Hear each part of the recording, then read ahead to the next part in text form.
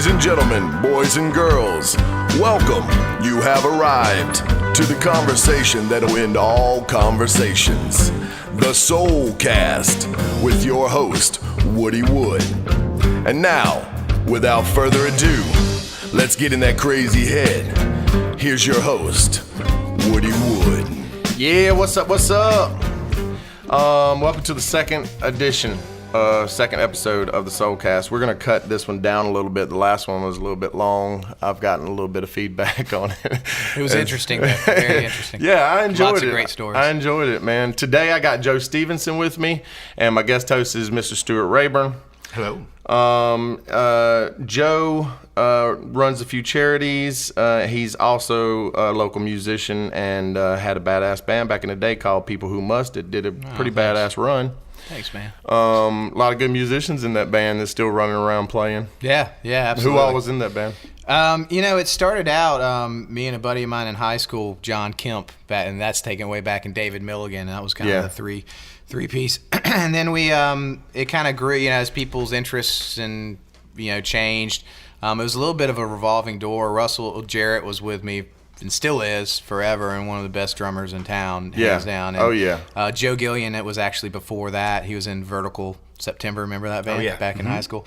And John Colbeck, Tim RBC, David Plunkett was with us. Rod Kite, who was Ryan Kite's brother, played with us for a little bit. I feel like I'm leaving out some folks. If he forgets you, don't be mad at him. Yeah, don't be mad at me. Don't anybody mad at me. But it's really in the height of when we were doing it, when we were putting out records, it was me and John and Tim and Russell. And David Plunkett, it's always kind of been in there as well. Jamie Jones actually played with us for a little bit too. That's cool. Jamie. Okay. And y'all ran for what, like 10 years, something like that? Oh man, we went. The band started in '89, and so we our 10-year anniversary. We put out a double album. We kind of had the B side thing, and then kind of the actual album. Put that out in '99, and then we were just burned out, man.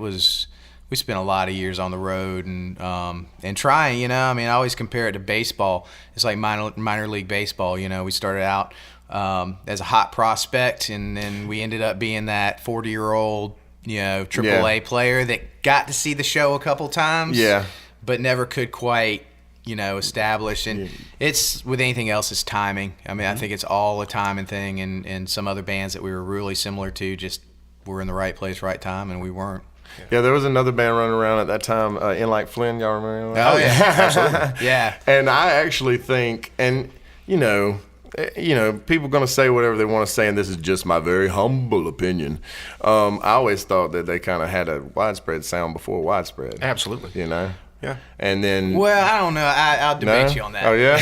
I think In Like Flynn was one of the best bands from Augusta that moved to Athens and became an Athens band, but Brian Brittingham and Chris Osmond and John and when Grady Nickel was in the band, they just had a Mike. I'm drawing a blank on his last name.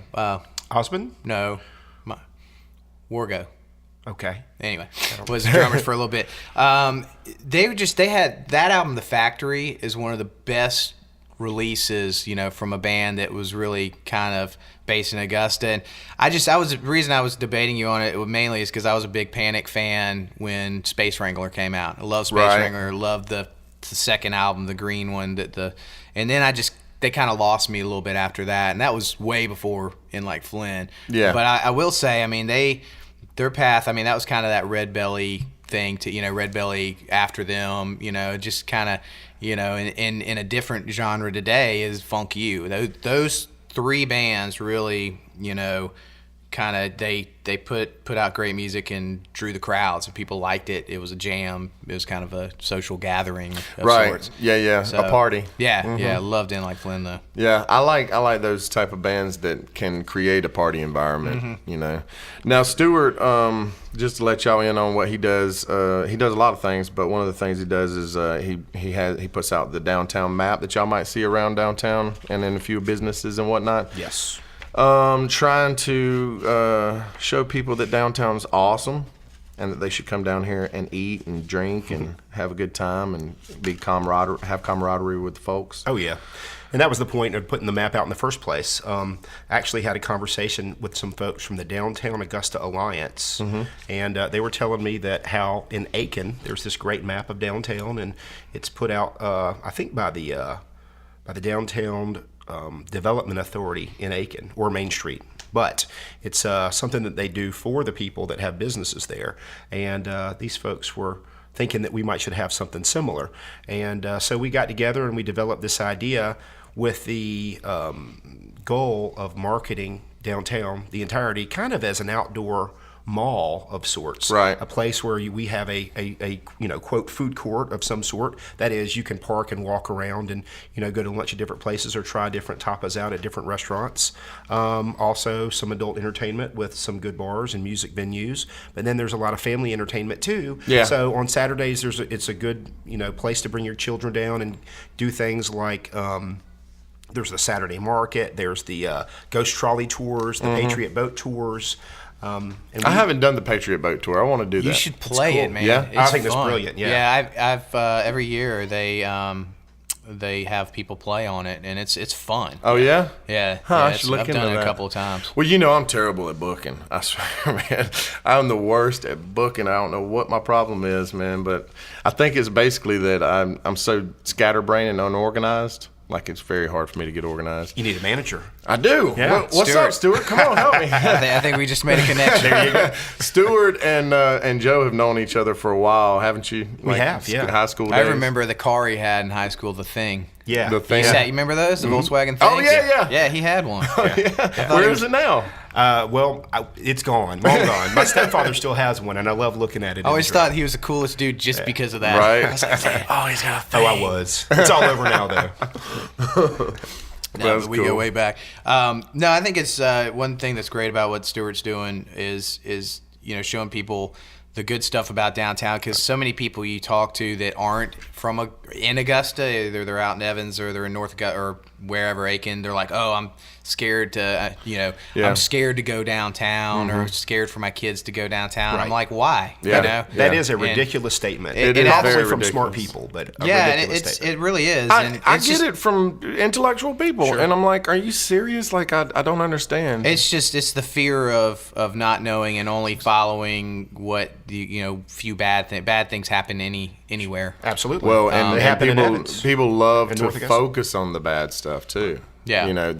Especially the news. Like, I would love, like, I lived in Minneapolis for a while, and I had taken a trip up to Duluth, I think I was in, and they had some Canadian TV there, and I was like, that's weird. And so I was watching Canadian TV, and I watched their news, and then I watched our news, and I was like, I don't know, they're kind of like, they're kind of nice out about there. that? They're kind of nice, and there's good stuff on the news, and they're talking about positive stuff, and I was like, oh, that's interesting. And in Minneapolis, of course, there was 7 murders that day. And I Wow. was like, okay, That's a great city, though. I love Downtown Minneapolis is gorgeous. I and- love it. The people Augusta. there are awesome too, right? Yeah, they were. Yeah, super nice. I walked around downtown. Nobody frowned at me the whole time.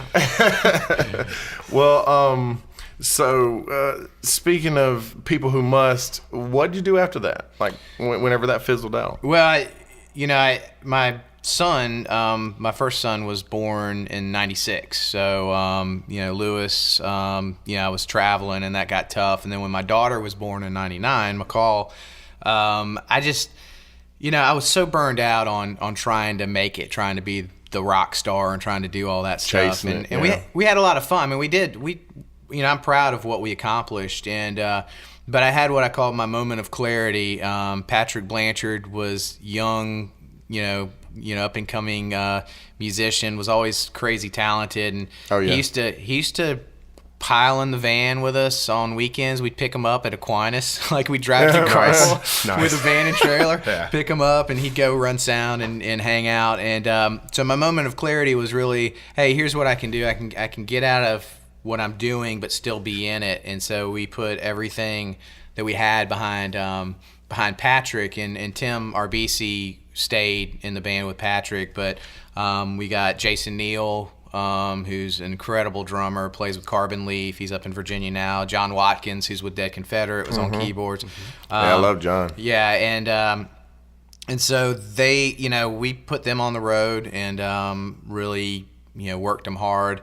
And then Patrick kind of got burned out, and so then we hooked up with Brandon Bauer and Levi, and that's so Patrick Blanchard and the Big Mighty turned into the Big Mighty. So I managed them for a while.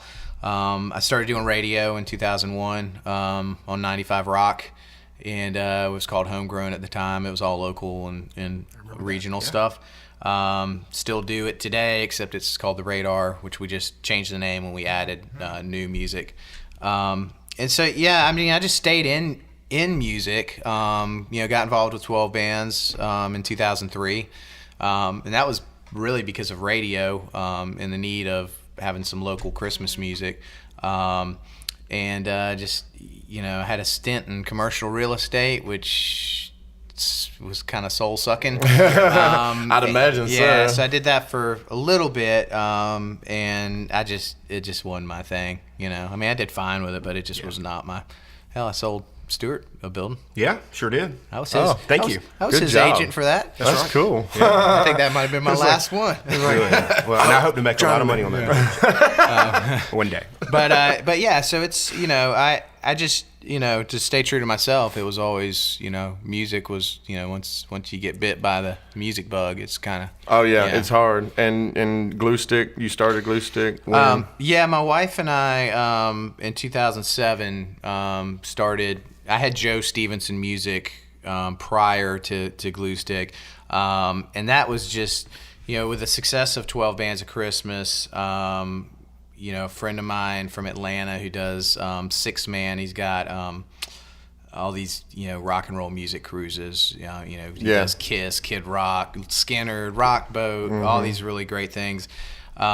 He contacted me about doing a fundraiser kind of concert for First Tee, and so we developed Rock for Dough.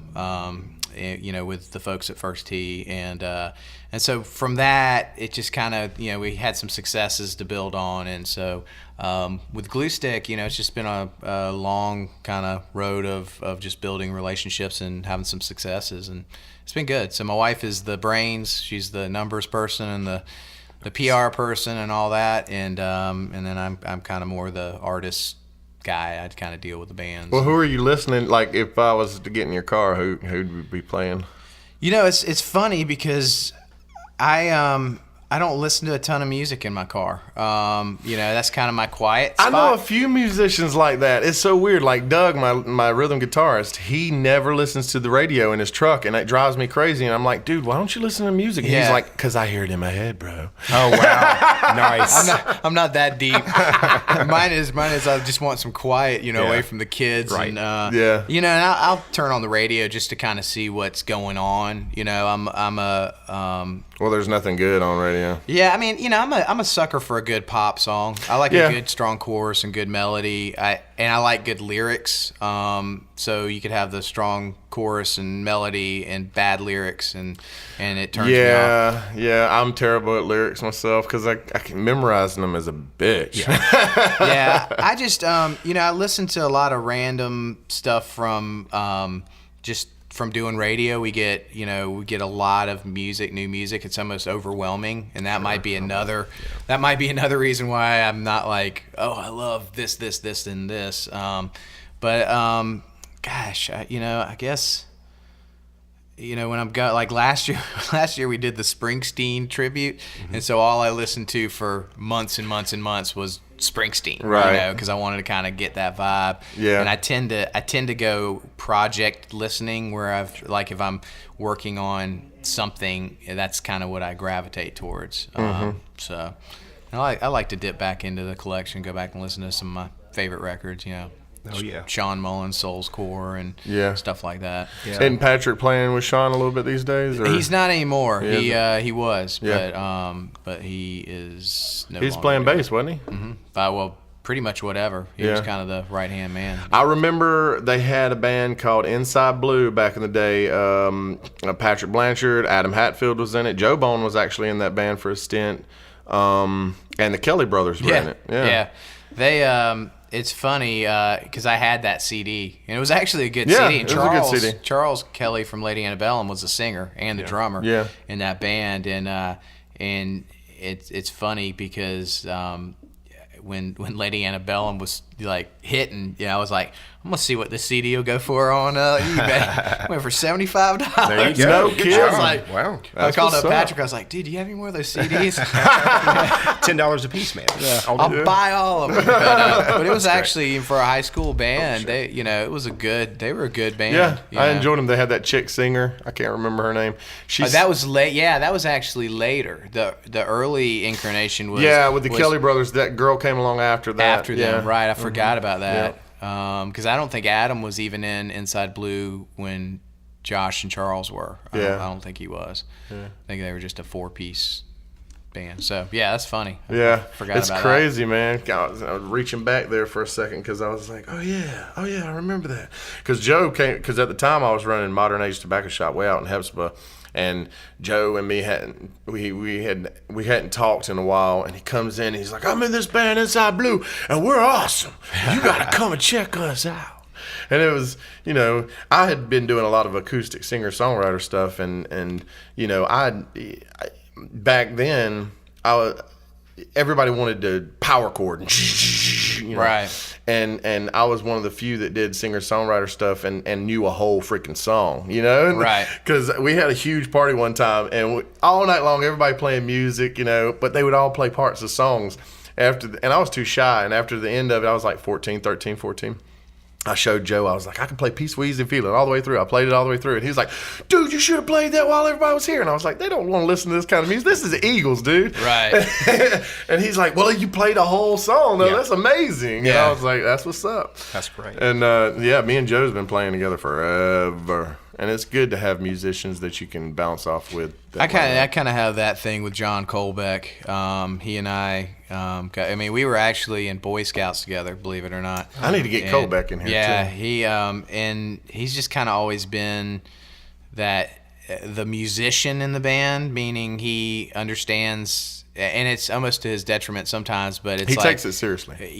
How things are supposed to work, and how and he always jokes with me. He's like, "Man, it's a good thing you never actually really learned to play guitar because you would have never written half the stuff you wrote because it's just I just kind of would write what sounded good to my ears, not what That's the way was I do it. supposed to work. Yeah. And but it's good to have somebody in the band who can Yeah. I do that with Judge. I'm like, what's this chord I'm playing? Yeah, I have no idea. I don't. It's like, and sometimes it's wacky enough. Unless I continue to play the song on a regular basis, I don't remember how to even play the. I'm like listening to the recording. I'm like, I don't even know what I'm playing. Yeah. I'm like having to figure out my own songs, and it's kind of it's frustrating to me because I'm like, damn, I wish I could remember how to play that. Well, if we could go back for a minute, touch back on 12 bands. You and I had lunch the other day, and we talked a little bit about the 12 bands issue. And I know that Metro kind of did an expose on the charity and whatnot. My opinion of the situation, I had Coco last week, and he wanted to start it as just getting local bands to be able to play in the Imperial. Sure. That was it. Right. And I get that. I understand that side, but I also understand your side where, if you have people that are pushing to take it to the next level, what you do, you either step up to the plate or you don't. And really, it's doing more good than it would ever do bad, in my opinion. Well, everything evolves, and when 12 bands started, people who must play 12 bands in 2001, maybe. Mm-hmm. And everything evolves, and what started out as as the thing for local bands to play at Christmas time at the Imperial, and then when Ruskin Jurgen and I got involved, adding the CD component because it was a natural thing. It was kind of one of those, hey, we feel like we're gonna make some money on this, so why don't we, pick a charity and then we'll just raise the money. And it's how most charity events start off. It's like like the deal you're gonna do for the people who lost their homes. It's like, for the hey, let's fire raise some money and give it away. Yeah. And so just through people that I knew at the time, how to do that and how to do it right, because you have to, if you're going to take money, you have to have it under somebody's nonprofit umbrella. And at the time it was Imperial Theater, because you don't want anybody to be stuck with taxes. Right. And so it grew. First year I set the goal of I'm going to raise $10,000, and I went out and got sponsors, sold CDs at stores, and it was a big success. And the next year I think we did like 20,000. Next year was when Tamara Dunstan was taken from us in that situation. Yeah. And she was a nurse at the Children's Hospital, so it fit in. I was very good friends with the Dunstan family. And we were just like, hey, let's honor Tamara and let's give to her fund. And that year, I think we raised $50,000, and then it was kind of around the same thing. And then you hit with any event, you kind of start hitting some plateaus, and then you see some different things falling off, attendance wise and sponsorship wise, and so you have to start kind of looking at different things to do. And really for me, it kind of ran its course. And Coco was always very involved, obviously, with the bands and the selection and the show aspect, because that's what was his part, and my part was always more of the promotion and the sponsorships and the sales. And Coco and I mean, we've always butted heads on on what he thinks we should do. Or and y'all were coming at it from totally different things. Areas. And really, when you step back from it and you hear the different opinions, I can see, I can kind of see where it got to where it was going. So for me, I just couldn't invest what my time into it as I was, and so I kind of was ready to take a step back. And he was going to step up, but at that point we did have a board of directors. We were registered as a Georgia nonprofit, and I think at that point he just was like, I don't want to do. I'd rather just do my own thing, and which I respect. I totally respect. And so there was an article that came out. He wrote an article about 12 Bands is basically done, and I had some pretty influential folks in town call me and say, hey, look, this is too good of a thing to let go. Why don't we revamp it? And so that's when we became a nonprofit. We researched, executive director. My whole thing was, look, if we're going to do it, it's got to be a job for me, Mm-hmm. You can't. It's a lot of time you put in on that. It's a lot of time. I mean, it's more time. Most people, the stigma that 12 Bands has had is that it's one concert at Christmas time, and that's it. Mm-hmm. And it's you're supposed to raise all this money and give all this money away. Well, we were setting it up to be more of a service organization, something that provided year-round, something that gave to families, also brought music into the hospital, to the camps, and there's a lot more going on than most people realize, because all the promotion is at Christmas time for the most part. Yeah. In 2010, we did a thing called 12 Bands, 12 Kids. I had Glenn Fry signed on, Zach Brown, Collective Soul, Edwin McCain. I mean, we had major artists all year long where we promoted, and they sent us stuff to raffle off. And that did okay, and that was kind of, we were like, man, we're going to take this thing so big, and we're going to, we're going to give all this money to research, we're going to do this, that, and the other. And what we found was that we really were losing touch with that tangible thing that you need, and and so we took a step back and we said, we're not bringing in the money we thought we were going to bring in. We feel like maybe we need to focus more on the local, on what we have here, which is the Children's Hospital here. Brought in outside consultant, said, hey, look at everything. Tell us what your opinion is, and so she did a thorough job. We had a little board retreat kind of deal, and what she came up with and what we came up with is that we're an arts organization with a cause, just like U2 has the cause of curing AIDS in Africa or whatever, right. Their latest cause is, but it's really we found that we couldn't get certain grants, we couldn't get certain things because we were seen as this pass through. Because anytime if you're just an organization that takes in money and gives it straight out, you can't. A lot of people don't. It's like, well, why would I give to you when I'll just give to whoever you're giving to? Right. So so we kind of recreated and started in 2012. How we do things with 12 Bands and how we're We're specific now to families being treated at the Children's Hospital, Right. for actively being treated. I like that a lot too. And it doesn't mean the family is from Augusta. Right. They're being treated here in Augusta. Augusta because it's a draw all over the state of Georgia and into Carolina. So a lot, even further than that, because MCG's one. yeah, and it's growing, and Yeah. it's fun to watch. And so we bring music into the hospital once a month. We do a kickoff concert at Camp Rainbow. The way we help families is we get requests from the social worker. A family fills out a request. Hey, I need help with my mortgage this month. Hey, we're not trying to be a welfare system or something where someone gets dependent on us paying their mortgage every month. But we're more of the Aflac, helping hand.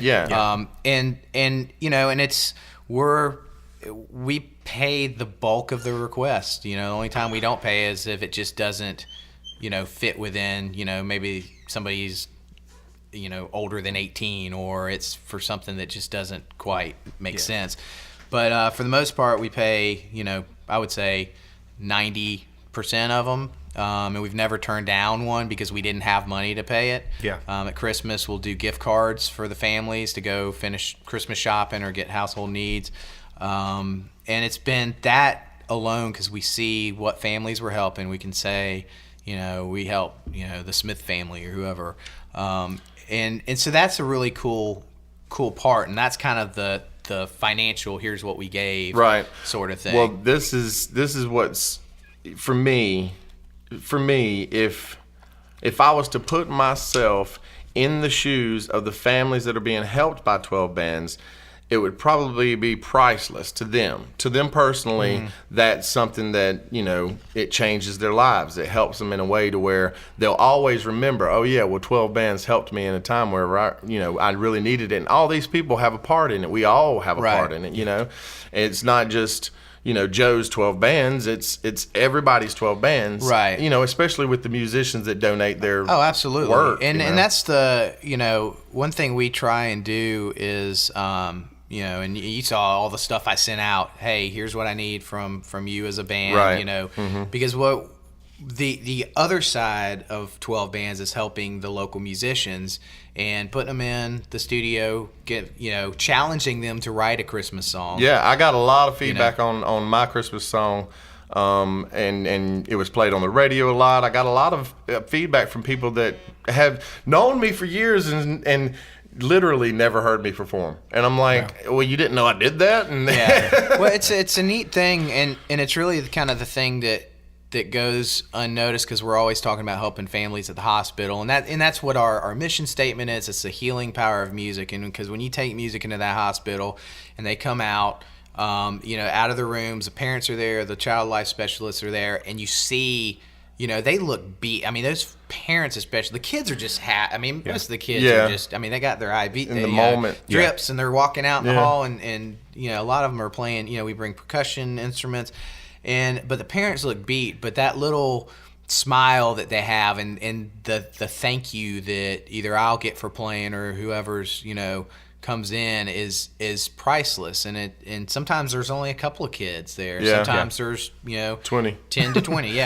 But the flip side, and I think that what doesn't get talked about a lot with 12 bands is what we try and do for local bands, because my goal is always for 12 bands to be a little bit of a launching pad for a band if they want it. Because it's like, okay, here's how you put out a pro product.